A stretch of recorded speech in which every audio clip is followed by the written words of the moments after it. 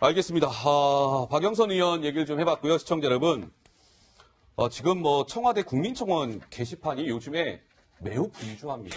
이런저런 이제 청원들이 올라오고 있는 건데 무엇보다 지금 국민청원 청와대 게시판이 바로 이 한 명 때문에 더욱더 시끄러워진 것 같습니다. 그 당사자 목소리 듣고 오시겠습니다. 솔직히 잘 모르겠습니다. 이게 격단 내에서 18년 가까이 진행된 생활에서 간섭적으로 일어난 아주 나쁜 행태라고 생각합니다. 제 더러운 욕망을 억제하지 못해서 생겼을 수도 있습니다. 인정할 수 없습니다. 성폭행은 아닙니다.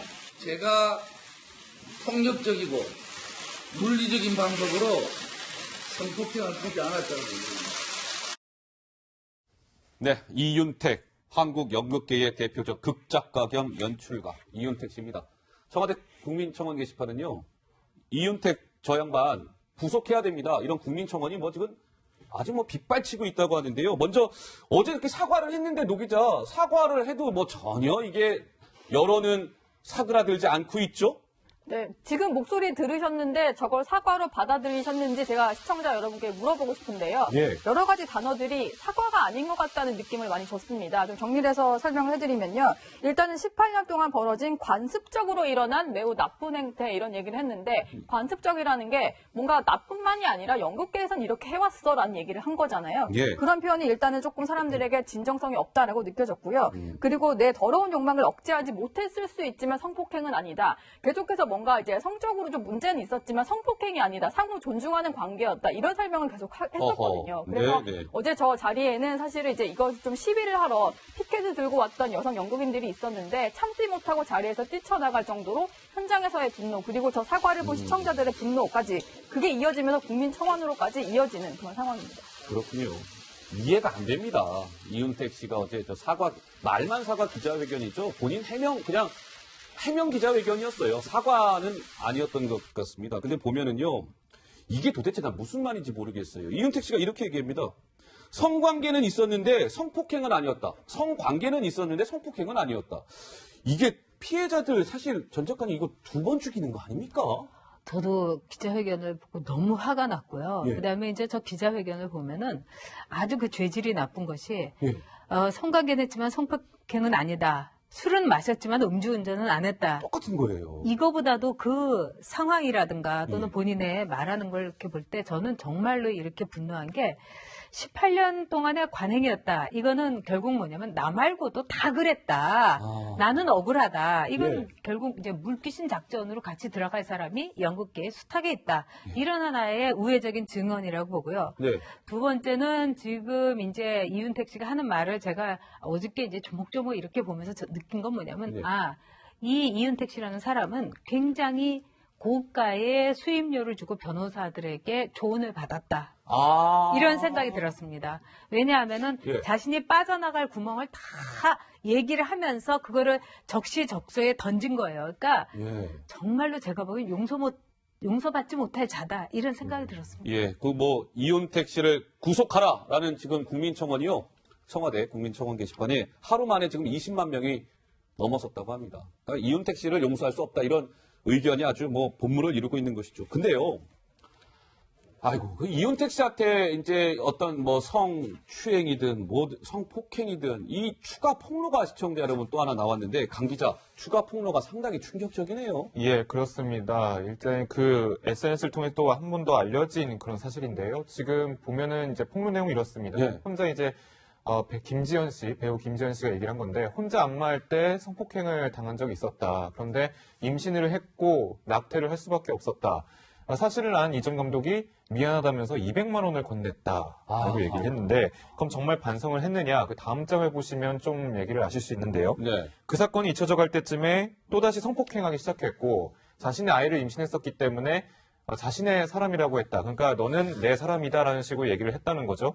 그러니까 아무래도 처음에 200만 원을 돈을 건네면서 미안하다고 했을 때 이것이 과연 진심이냐라면서 의문을 제기하면서 자신의 성폭행 사실을 공개를 했던 겁니다. 글쎄요. 임신까지 해서 낙태를 했는데 200만 원을 건네면서 미안하다 말 한마디가 다였고 거기서 끝나지 않고 또다시 또 성폭행을 하기 시작했다는 게 배우 김지현 씨의 주장입니다. 믿기십니까? 그런데요, 이 이윤택 씨가 본인이 스스로 이렇게 얘기해요. 솔직히 몇 명인지 모르겠다. 내가 무슨 뭐 성추행을 뭐 하고 나 몇 명인지 모르겠어. 이렇게 얘기할 정도로 지금 피해자가 엄청나게 많다는 건데 노 기자 이게 어떻게 가능했을까요? 이런 일이. 일단은 한 극단을 좀 운영을 하고 좀 이끌었고 그리고 각본가로서 좀 이름을 알리던 연극계의 거의 대부 같은 존재다 보니까 사실은 이제 이윤택에게 뭔가 이제 마음을 거스를 경우에 뭐 배역을 받지 못한다거나 여러 가지 좀 권력으로 인해서 이루어지는 행동이 아니었겠나 이런 얘기들이 많이 나오고 있거든요. 실제로 연극계에서는 뭔가 이제 이윤택 감독은 교주와 같았다. 연기를 배우고자 했던 사람들은 발언권이 없었다. 이런 얘기도 하고 있을 정도로 예. 뭔가 좀 잘못된 행동인 건 알지만 그게 묵시적으로 연극계 내에서 침묵하는 다수가 있었고 그런 분위기로 흘러가다 보니까 여기서 목소리를 내는 그 소수의 사람들은 이상한 사람이 돼버리는 이런 존재 때문에 오랫동안 침묵할 수밖에 없었다. 이런 얘기들을 하고 있습니다. 자, 이쯤에서 시청자 여러분 궁금하실 거예요. 그러면 죄를 지었으면 죄값을 치러야 되는 거잖아요. 청와대 게시판에는 이윤택 구속하라 20만 넘었다고 말씀을 드렸는데 맹점이 하나 있습니다. 시청자. 이게 성폭행은요. 공소시효가 10년이에요. 10년. 그러니까 2008년 이전 일은 처벌을 하고 싶어도 할 수가 없는 거죠. 이윤택 씨를. 근데 2008년 이후에도 뭐 여러 가지 사건들이 많아서 처벌이 가능하지 않겠나 이런 얘기가 나옵니다. 충분히 가능하죠. 예. 본인이 관행이라고 자신의 습관이라고 하지 않았습니까? 그다음에 아무 말을 해주지 않으면 잠을 못 들겠다. 그러면 아마 그거는 뭐 하루아침에 일어난 일이 아니고 어제도 그제도 있었다고 생각합니다. 저는 정말 그 안타까운 것이 그동안의 정의, 평등, 평화 이런 것을 이야기했던 문화 권력이 예. 어마어마한 정말로 이 비정상적인 성역과도 같은 권력 기반을 갖게 됐죠. 예. 그리고 그 문화 권력에 대해서 말하자면은 뭐 손상을 입히면은 정말 문화 표현의 자유를 훼손시키는 뭐 블랙리스트와 똑같은 그런 이 공격을 해대고 그랬는데 예. 이제는 그들만의 성역은 없다. 문화 권력에 대해서는 바로 문화인들 그 희생자였던 여성 문화인들에 대해서 문화 권력의 그 헛된 모래성이 무너지고 있는 것 저는 정말로 우리 사회 예. 이거야말로 적폐청산이라고 생각합니다. 예. 자, 이윤택 씨는 성폭행 관련해서는 철저하게 지금 부인을 하고 있다고 하는데요. 철저하게 따져서 뭔가 죄를 지었으면 죄값을 치러야 되겠죠. 자, 그런데요, 보면 최근에 시청자 여러분, 이윤택 씨 이번 이 논란이 불거지면서 영화 한 편이 새삼 주목을 받고 있는 영화가 있다는데 노 기자 이건 무슨 얘기인가요? 그러니까 뭔가 이제 성폭력의 피해를 입은 여성을 다룬 그런 영화인데 여기에 보면은 이윤택 감독이 이제 극본으로 이제 원작자이자 영화의 각본을 쓰면서 참여를 했는데 예. 여기에는 사실 삐뚤어진 그 세상에 대해서 조금 이제 비판을 하는 이런 시각이 담겨 있거든요. 그래서 본인이 쓴 각본과 본인의 실제 살아온 삶이 너무 다른 거 아니냐 이런 것 때문에 주목을 받고 있는 건데 이 작품에서 눈에 띄는 장면이 하나 있어서 준비를 한번 해봤습니다. 성폭행 피해자가 하는 얘기인데요. 그 목소리부터 들어보시죠. 재판장님, 만일 또다시 이런 사건이 제게 닥친다면 순순히 당하겠습니다. 그리고 아무에게도 얘기하지 않겠습니다. 여자들한테 말하겠습니다. 반항하는 것은 안 된다고, 얘기하는 것도 안 된다고, 재판을 받는 것은 절대로 안 된다고 말입니다.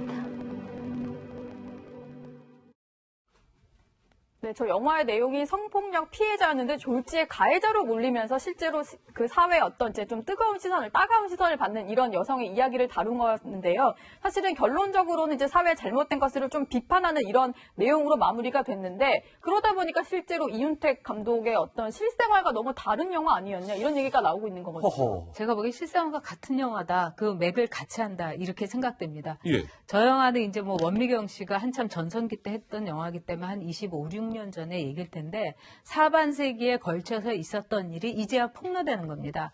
저 영화에서 보면은 단지 여자라는 이유만으로 여기서 여성이라는 건 뭘 뜻하겠습니까?